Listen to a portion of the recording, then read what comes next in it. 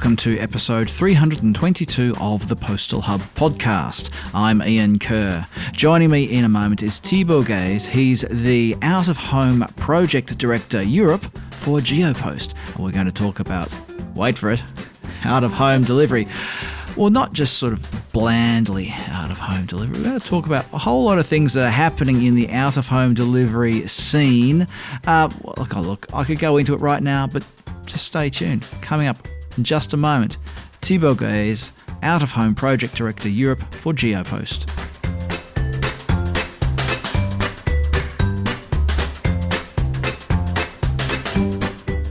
Joining me on the line is Thibault Guez. He's the out-of-home project director for Europe at Geopost. Thibault, welcome. Why don't we just start our conversation today talking about Geopost's actual out-of-home delivery network in Europe? Because, well, there's been a bit of growth. So can you just share some of the key statistics that you've got there, please? Yeah, sure. Maybe let's start by maybe defining what we mean by out-of-home, maybe. So out-of-home delivery in an out-of-home place is basically all the deliveries that are not done at home. So we include lockers, of course, but also parcel shops and sometimes what we call neighborhood points. So parcel delivered to a neighbor that is basically acting as a parcel shop in some ways. So some statistics there. We are now getting closer to the 100,000 out-of-home points. So we are, at the end of September, we have 98,000 out-of-home points. It's an hybrid network. So let me state this. We have roughly 15% of lockers and 85% of parcel shops. So I'm talking about Europe there. So it's great. It's increasing. So we want to have more. The key thing with the network is the key question there is, how do we get closer to the consignee? Because, for a consignee, if I take a consignee perspective for a minute, I don't really care how many out-of-home points Geopost has or any competitor has. What matters to me is, do I have an out-of-home point open, available for my parcel, close to my house, my office, wherever I want to get my parcel? So this is why we want to increase the density of our network. So it's tough to tell you what will be the end target, but what I can tell you is that we will work on having all the customers at least at 15 minutes of any out-of-home point everywhere in Europe. That's really our objective. And I think that's what's driving us in developing the network. When we talk about delivery in Europe, it's often a temptation to sort of lump all of the countries together, whereas in reality, different European countries, or people in different European countries, I should say, have different preferences or different habits when it comes to delivery. So what are some of the insights you can share with regard to some of those cultural habits or those cultural behaviors that make a difference? Yeah, you're completely right. Actually, I can't really talk about Europe overall. We need to deep dive in some areas, in some countries. So maybe let me share some concrete examples. Home delivery is dominant in most of Western countries, Western European countries. It's pretty dominant. So I would say out-of-home deliveries account for, I would say, less than 30% of the overall B2C, C2C market in these countries. However, if you take, for example, Poland, basically 65% of the deliveries, the B2C and C2C deliveries, are out-of-home deliveries. So this is a first concrete example of major differences between European countries. There are also, you mentioned the cultural habits. This also matters a lot, especially when you want to build the ideal or the optimal network for a country, which is some countries prefer to be delivered in lockers, other, let's say, favor parcel shops. So taking the Baltics, for instance, the Baltic countries into account, it's mostly 100% into lockers. Whereas in France, for instance, it's still a parcel shop dominant country. So people tend to get delivered in parcel shops. Will it change in the future? Maybe, maybe not. It depends on a lot of different factors, the density of the networks, of course, but also, let's say, the local preferences, urbanism. A lot of things need to be taken into account. But when you build a network, this is not a one-size-fits-all approach. Of course, you need to take into account the local specificities. The one I mentioned in Poland, but also in Spain, in France, in the UK. It will be, let's say the ideal network will look completely different. Let's talk a bit about refrigerated lockers. The technology has been around, refrigerated parcel lockers we're talking about here. The technology has been around for a few years now. But what is Geopost doing with regard to refrigerated lockers? I mean, you're looking at whole blocks of lockers dedicated to temperature-controlled cells, or is it a mix between ambient and refrigerated? Just tell us a bit about what you're up to there. So basically, of course, we are having a look at them. We are always looking for new services to offer to the consignees. So it's most of the time, I mean, we are trying to build multi-service, lockers. So these boxes, it's not a full, a full locker dedicated to refrigerated, parcels. It's more or less a locker made of, I would call dry boxes, and also refrigerated boxes. By refrigerated, just to explain, also to define what we mean by that, we mean boxes in which you can put, some food between 2 and 8 Celsius degrees. So it's not, frozen food. Just maybe let's clarify that point. So yeah, we're having a look at that, especially in France with Pickup. We will deploy 100 lockers that will be multi-service lockers. So with these refrigerated boxes, but also normal boxes that will be have normal parcels or standard parcels. So of course we're having looked at that, but I mean it's not a specific focus. We're also trying to find, other kind of innovations. So it can be opening our lockers for click and collect services. It can be offering, different kind of services at our out-of-home points, also the parcel shops. So we are looking for all kind of innovations. And of course, refrigerated, lockers are one of them. Just with regard to the lockers, where to this point have you typically been locating the parcel lockers? Are you looking at having them close to supermarkets, or is it really you're just experimenting at the moment as to where they might be located? It's more of a pilot phase. So I would say that they will be located, in dense areas in cities, but also in less dense areas in some towns in France. So it's really like trying to find the best model for these lockers. So of course we're trying to try in different places, try to get some feedback there. It's also to look at the economics, because that also matters at some point.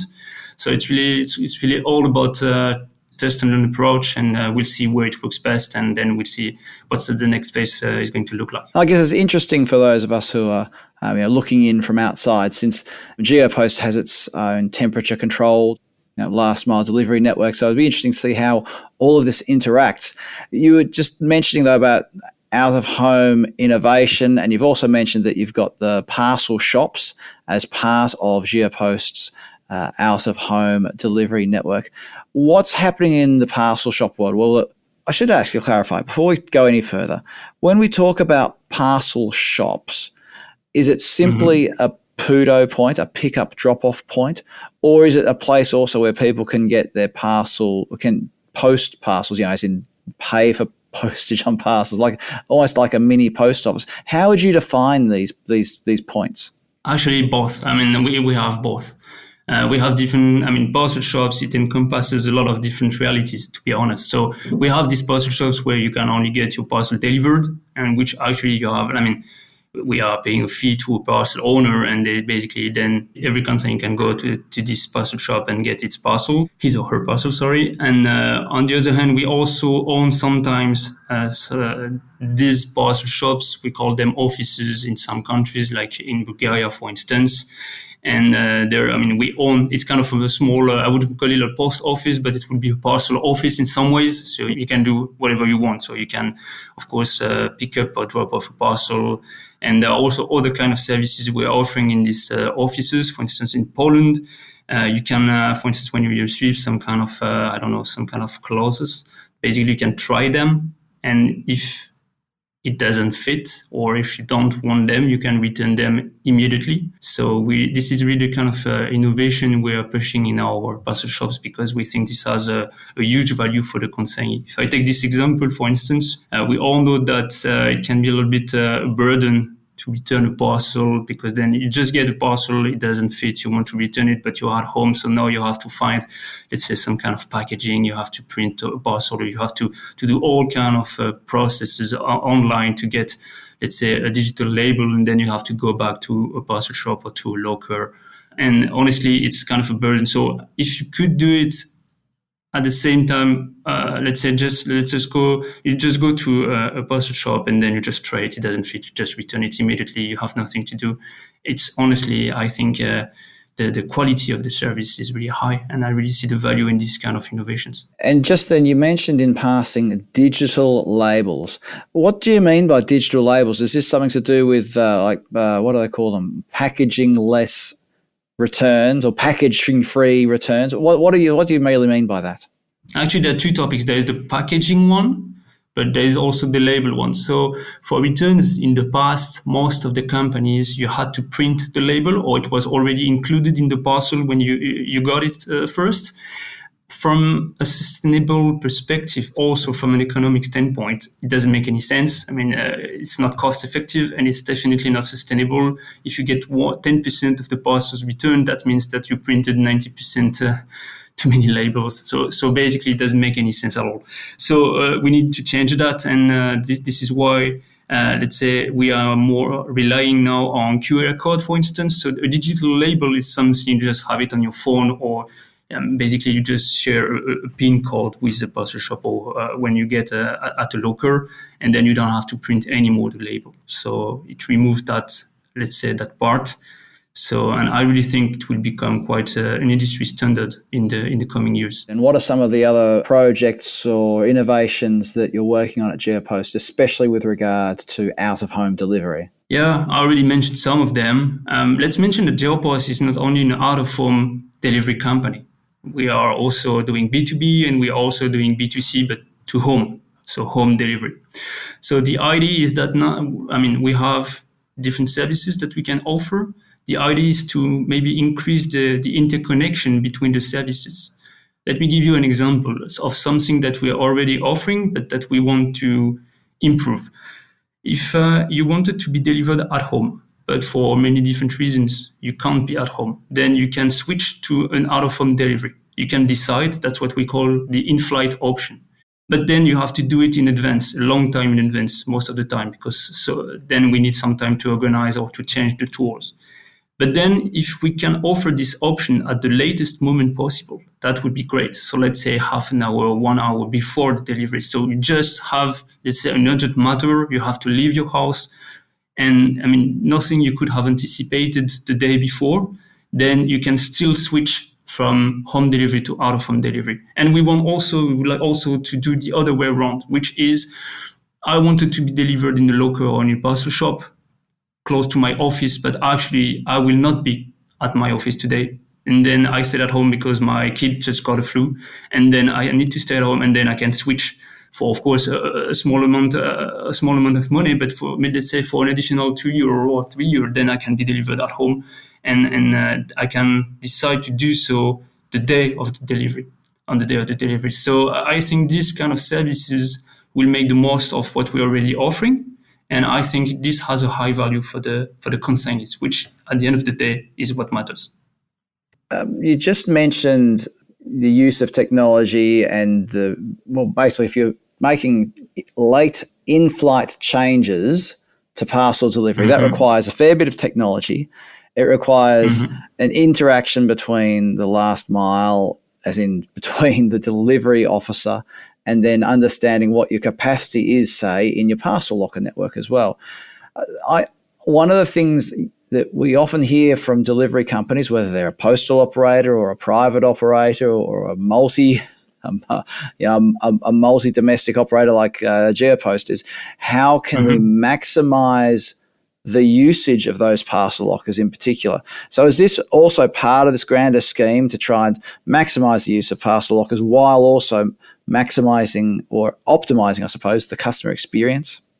Definitely. If you take let's say the parcel shops model, and if parcel locker model is basically a fixed cost model, the parcel shop model is basically a variable cost model. So with your lockers, the key point, of course, what matters is Is it close to the consignee? Is the consignee, the consumer experience, is it nice? All these kind of things are really important, but also you have to balance it with the economic standpoint. And since the parcel locker model is a fixed cost model, then the utilization rate is key.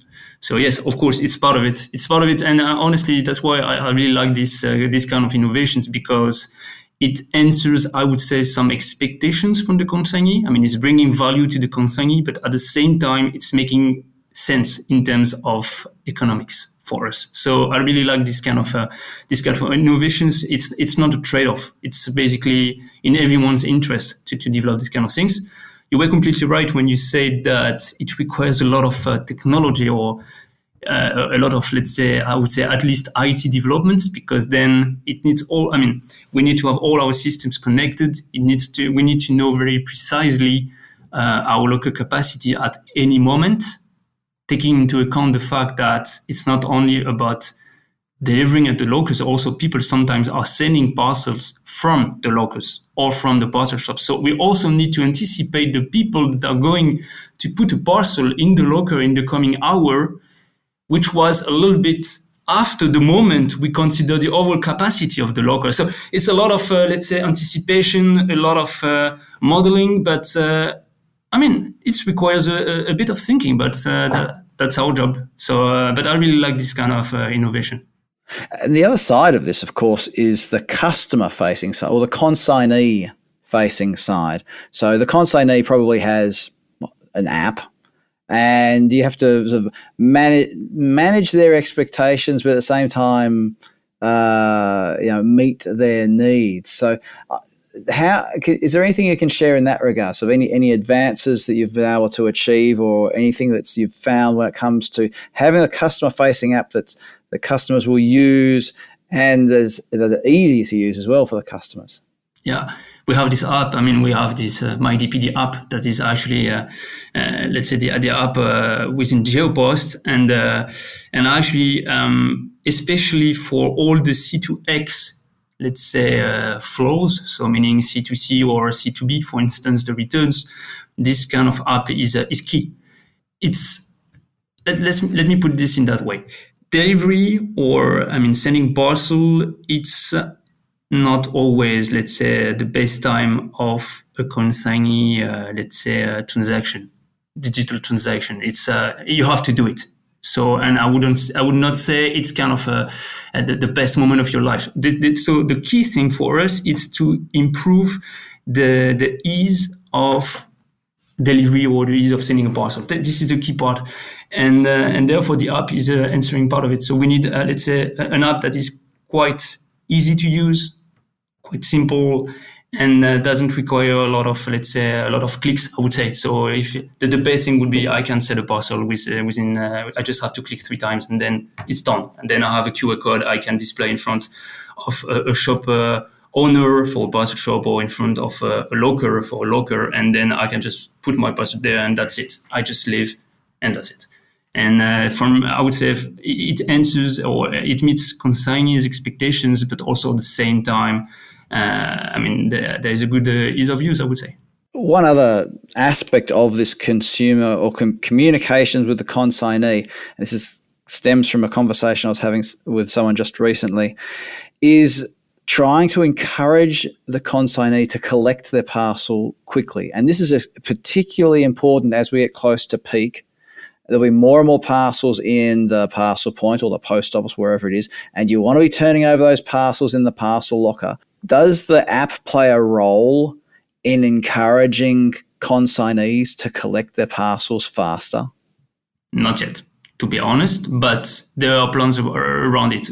We discussed earlier the importance of the utilization rate for the lockers, but also it's also the case for the parcel shops. We don't want a parcel shop to be overwhelmed with parcels. So there is a key thing regarding the utilization rate, and also to reduce the amount of time for the consignee to gather a parcel in a parcel shop or in the locker. So these are key elements. For the lockers, it's pretty easy. If someone doesn't get his or her parcel in the locker, then we just lose this capacity, and then it reduces, of course, then the utilization rate of this locker. So it's really key. The app might be a way to answer it. Also, the pricing might be a way to answer it. And to be honest, this is what we see in the market right now, which is after, let's say, a few days, then you get, I wouldn't call it a fee or penalty fee, but basically you get an extra fee to pay for, let's say, unfortunately, taking away some local capacity or some parcel shop capacity. This is what is being done. But of course, at some point, the app might help, because sometimes people just forget about the parcel, and they just sometimes don't know that the parcel arrived at the parcel shop, the parcel locker. So of course, having an app reminding people that their parcel is there and it's staying in the locker, or it has to stay in the locker for let's say 2 or 3 days, that they need to get it.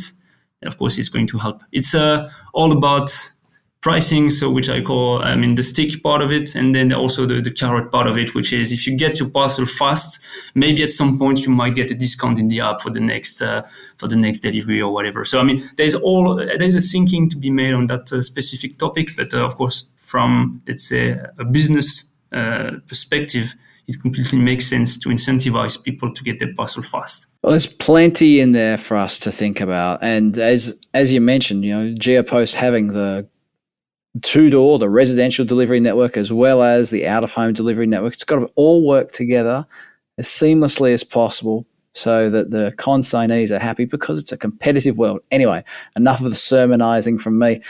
Thibault, it's time for us to wrap it up here, but there's a fantastic conversation. Thank you very much for being part of it today. So Thibault Guez, out-of-home project director at Europe for Geopost, thank you for joining us on the Postal Hub podcast today. Thanks a lot for the opportunity.